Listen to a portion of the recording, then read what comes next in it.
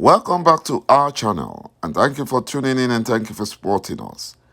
But if you're new to this channel and you haven't subscribed yet, please encourage us by doing so that we can bring you the latest news as they come. And together we shall support our great leader, ﷺ Nnamdi IPOB, Eastern Security Network, to make our Biafran dream a reality.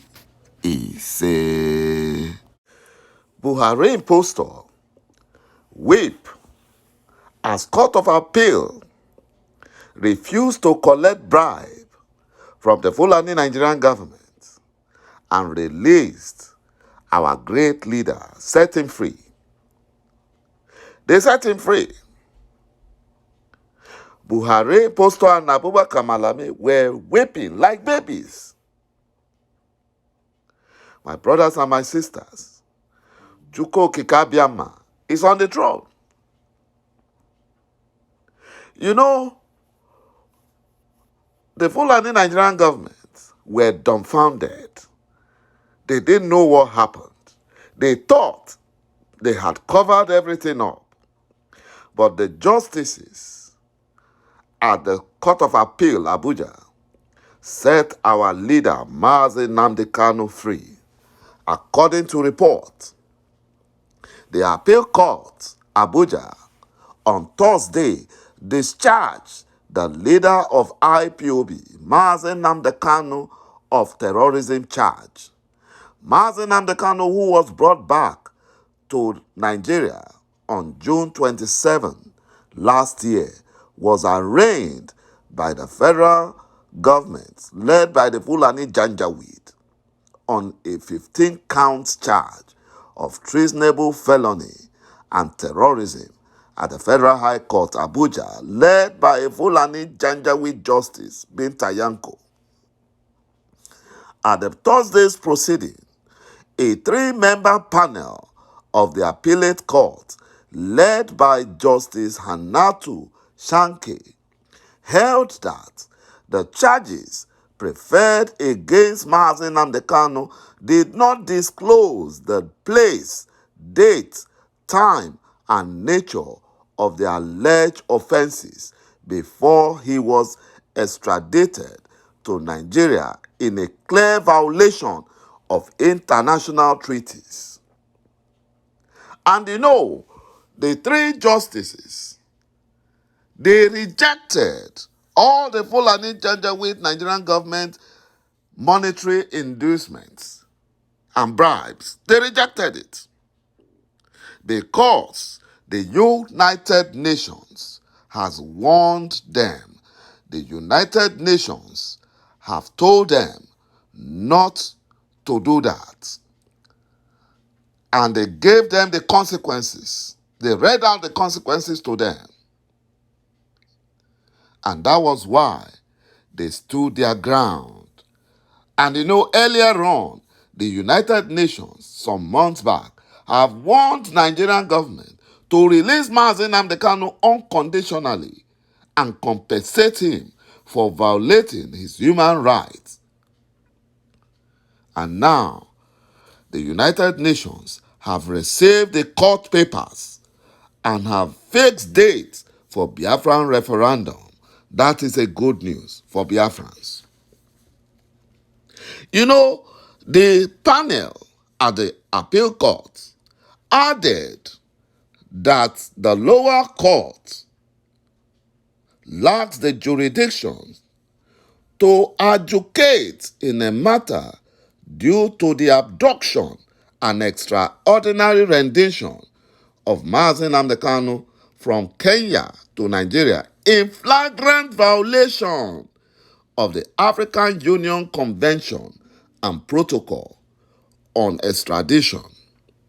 The Fulani Nigerian government is in big trouble. Buhari impostor is in big trouble. The appeal court noted that the Fulani Nigerian government failed to disclose where Nnamdi Kanu was arrested. And now Justice Binta Yanko is in trouble. Her license will be withdrawn. Her legal license, her law license will be withdrawn. The appeal court said the Fulani Nigerian government failed to disclose where ﷺ Kanu was arrested, despite the severity of the allegation against him. They are finished. They are in big trouble. All of them will face the jail term very soon. They will face jail. You know, initially, that was yesterday, the Fulani-controlled appeal court adjourned cases of IPOB's illegal proscription by the Fulani Nigerian government as terrorist group, to March 7, 2023. They did that because they were afraid of the Fulani Nigerian government until the United Nations intervened and warned the justices that they must allow fair trial of ﷺ Kanu, that they must speak the truth and uphold the truth. In terms of the proscription, the Fulani Nigerian government does not want the proscription to get away. And they know that it was an illegal proscription being planned by the Fulani Nigerian government, led by Buhari impostor. Due to the absence of the three justices handling that matter, not the one that handled the one for today, Abubakar Malami was instructed by Buhari impostor to bribe the three justices billions of naira and ask them to leave the country to enable the Fulani-controlled appeal court to adjourn the cases as usual. So they thought the same thing will play out today, but they were shocked. They were surprised when the justices stood their ground. They stood their ground and discharged all the charges, all the 7 remaining charges against ﷺ Kanu, and they set him free. My brothers and my sisters, Biafra restoration is around the corner. The United Nations supervised Biafran referendum will happen before 2023 elections.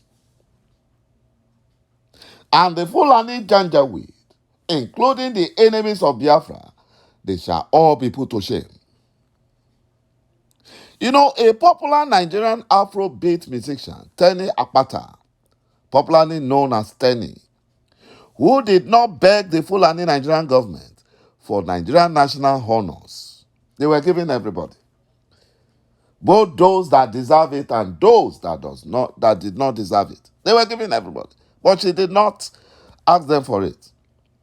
But she disgraced the mass murderer, Buhari impostor, by refusing to bow and shake his hand. She refused. She refused to shake the hand of the jihadist Fulani impostor, mass murderer of Biafra. She refused.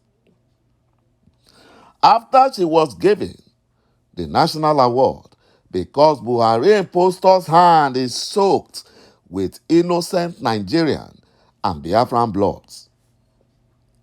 The Fulani Janjaweed terrorists were enraged,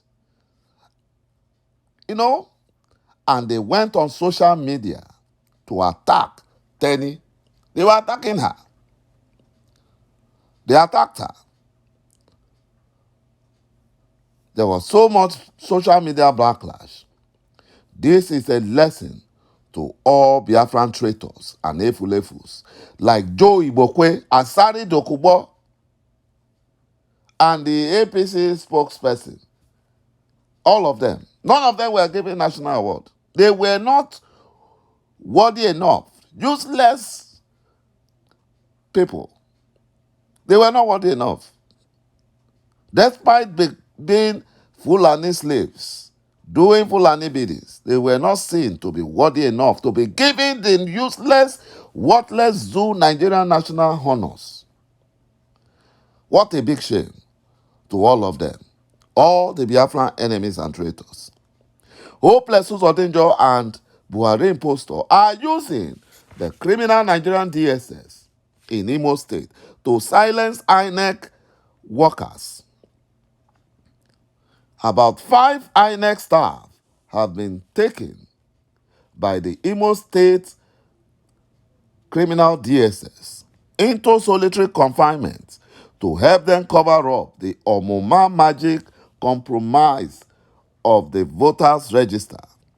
The 5 INEC staff taken away by criminal DSS in Imo State without access to their families and lawyers were taken away in a bid to find out how Nigerians got access or got to know that voters' registration were compromised, instead of the criminal DSS going after those who released their signature and password and criminally aided fake registration.